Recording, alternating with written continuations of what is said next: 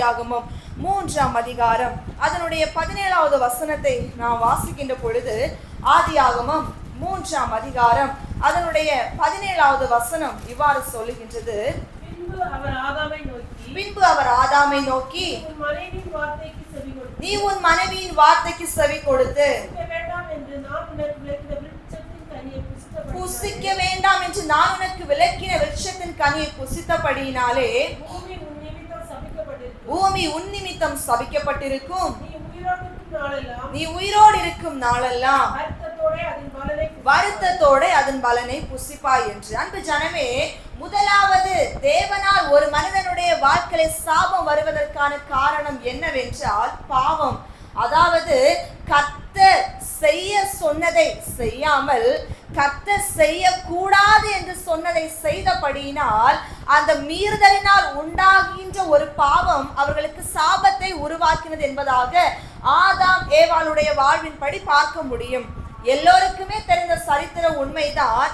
ஆதாமையும் ஏவாளையும் தேவன் உருவாக்கின பிறகு அவர்களுக்கு என்று கர்த்தர் ஒரு பெரிதான ஒரு கட்டளையை கொடுத்திருந்தார். என்னவென்றால், எல்லா கனிகளையும் நீங்கள் புசித்துக் கொள்ளலாம், எல்லா இடங்களிலும் நீங்கள் தாபரித்துக் கொள்ளலாம், எப்படி வேண்டுமானாலும் சந்தோஷமாக நான் உங்களுக்கு என்று வைத்திருக்கிற இந்த ஏதேன் தோட்டத்தில் உலாவிக் கொள்ளலாம். ஆனால் நீங்கள் இந்த ஒரே ஒரு விருட்சத்தின் கனியை மாத்திரம், இந்த ஒரே ஒரு மரத்தில் இருக்கின்ற நன்மை தீமை அறியத்தக்க இந்த ஞான பழத்தை மாத்திரம் நீங்கள் என்ன பண்ணக்கூடாது, சாப்பிடக்கூடாது என்று அவர் சொல்லி இருந்தார்.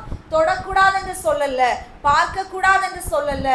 ஆனால் சர்ப்பம் தந்திரம் உள்ளதாக வந்து அவளிடம், அதாவது ஆதாமை வஞ்சிப்பது அரிதென்று அறிந்த சர்ப்பம் ஏவாளை எளிமையாக ஏமாற்றி விடலாம் என்று அறிந்ததில்லை. இந்த உலகத்திலே ஆண்களை விட பெண்களை எளிமையாக ஏமாற்றி விடலாம். இன்றைக்கு அது வேதத்திலும் இருக்கிறது வசனம். புதிய ஏற்பாட்டிலே வாசிக்கிற பொழுது தெரியும். அன்பு ஜனமே, ஏவாளிடத்திலே வந்து தந்திரமாக பேசுகின்றது. ஆண்டவர் ஏதாவது உங்ககிட்ட இருந்து விலக்கி இருக்கிறாரா? ஆம் என்று அவள் சொன்ன உடனே, ஆமா, ஏன் அந்த கனியை சாப்பிடக்கூடாது என்று சொன்னார் தெரியுமா? நீங்கள் அதை சாப்பிடுகிற பொழுது நீங்கள் தேவர்களை போல மாறுவீங்க. யாரை போல மாறுவீங்க? தேவர்களை போல மாறுவீங்க. உங்க வாழ்வின் நிலைமையே மாற்றப்படும். நீங்க அப்படி ஆகக்கூடாது என்பதற்காகத்தான் உங்களை இப்படி அடக்கி வைத்திருக்கிறார் என்று அவளுடைய மனதை குழப்புகிறது. தந்திரமான வார்த்தைகளை பேசுகிறது. அந்த வார்த்தைகளை கேட்ட ஏவாள் சற்றும் யோசிக்கல.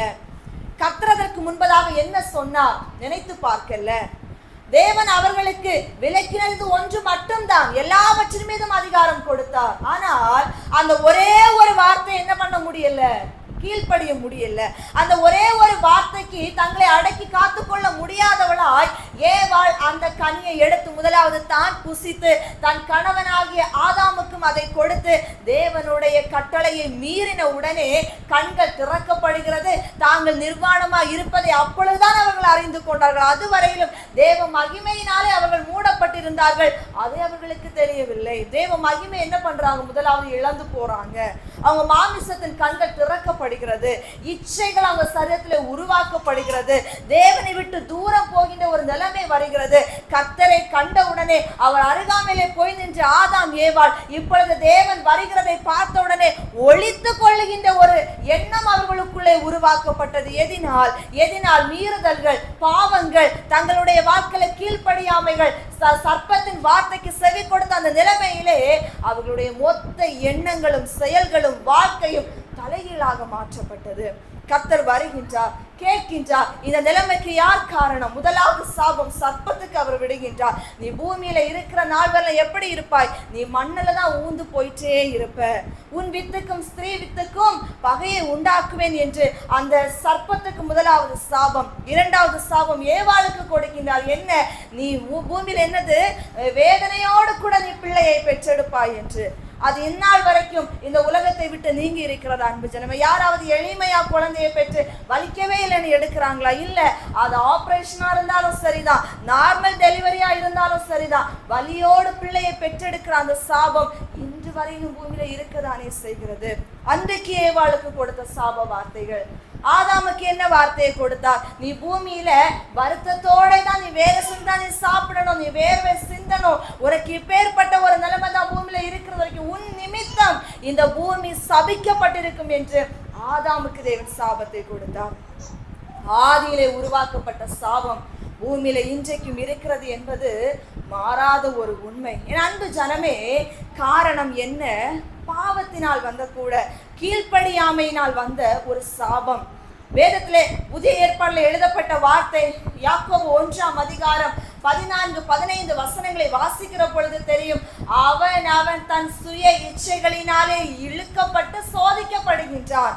இச்சையானது கற்பம் தரித்து பாவத்தை பிறப்பிக்கும், பாவம் பூரணமாகும் பொழுது மரணத்தை பிறப்பிக்கும் என்று. பாவம் பூரணமாகும் பொழுது மரணத்தை பிறப்பிக்குமா?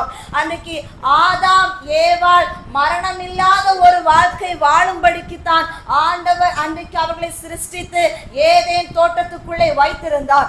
ஆனால் அவர்கள் செய்த பாவம் அவர்களுக்கு மரணத்தை உண்டாக்கினது, நித்திய ஜீவனை இழக்க செய்தது. என் அன்பு ஜனமே, அவங்க வாழ்க்கையில அவ்விடத்திலே பரலோகத்தை போன்ற ஒரு வாசஸ்தலத்துக்குள்ள இருந்த அந்த மகிமையை விட்டு ஏதேன் தோட்ட விட்டே தேவன் அவர்களை அப்புறப்படுத்தினார் என்று வேதத்துல வாசிக்கின்றோமே. இன்னைக்கு நம்முடைய சுய இச்சைகளினாலே எத்தனையோ காரியங்கள்ல நம்ம இன்னைக்கு தேவனை விட்டு தள்ளப்படுகின்றோம் தெரியுமா?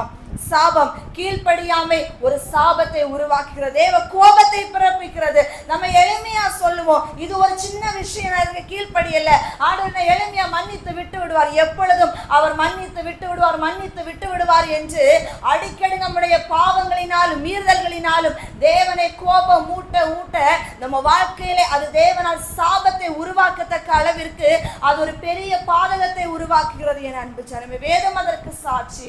வேதம் அதற்கு காரணமான வார்த்தைகளை நமக்கு கற்றுக் கொடுக்கிறது. அன்று அவருடைய கீழ்ப்படியாமை வேதனையை கொண்டு வந்தது. அவங்க கீழ்ப்படியாமை அவர்களுடைய ஸ்தானத்தை விட்டு அவர்களை புறக்கணிக்க வைத்தது. அவர்களுடைய கீழ்ப்படியாமை ஆசீர்வாதமான வாழ்க்கையை இழக்க செய்தது. அல்லேலூயா. இன்று கர்த்தர் நம்ம கூட சொல்லுகிற வார்த்தை என்ன தெரியுமா? நான் உனக்கு சொன்னவைகளை மாத்திரம் நீ செய், நான் சொல்லாதவைகளை செய்ய நீ போகாத. நான் உனக்கு செய்யக்கூடாது என்று சொன்ன காரியங்களை நீ போய் செய்து கொண்டு நிற்காத. உனக்கு நான் எதை சொல்லி இருக்கிறேனோ அந்த காரியங்களை நீ கவனமாய் செய்யும்படிக்கு எச்சரிக்கையா இரு என்று. இந்த அநேக தேவனுடைய பிள்ளைகள், கர்த்தரால் தெரிந்து கொள்ளப்பட்டவர்கள் கூட, கர்த்தரால் அழைக்கப்பட்டவர்கள் கூட, கர்த்தருடைய நாமத்தை அறிந்து கொண்டவர்கள் கூட, தரிசனம் பெற்றவர்கள் கூட தேவனுடைய கோபத்தினால், தேவனுடைய வார்த்தையினால் இன்றைக்கு தண்டிக்கப்பட்டு இருக்கிற இடம் தெரியாமல் போனவர்கள் அநேகம் உண்டு. காரணம் என்ன? கீழ்ப்படியாமை. கர்த்தர் சொன்ன வார்த்தைக்கு தலைகீழாக வாழுகிற பொழுது அது அவங்க வாழ்க்கையில மீறுதலையும் தேவ கோபத்தையும் உருவாக்குகிறது என்பது ஆதாம் ஏவாளுடைய சரித்திரம் நமக்கு கற்றுக் கொடுக்கிறது. அல்லேலூயா. நமக்குள்ள ஏதாவது ஒரு கீழ்ப்படியாமை இன்றைக்கு இருக்கிறதா? நிதானித்து பாருங்க. கர்த்தருடைய வார்த்தைக்கு நம்ம மீறி இன்றைக்கு செய்கிற ஒவ்வொரு காரியங்களும் நமக்கு அது பெருவிதமான பாதகத்தை உருவாக்குகிறது.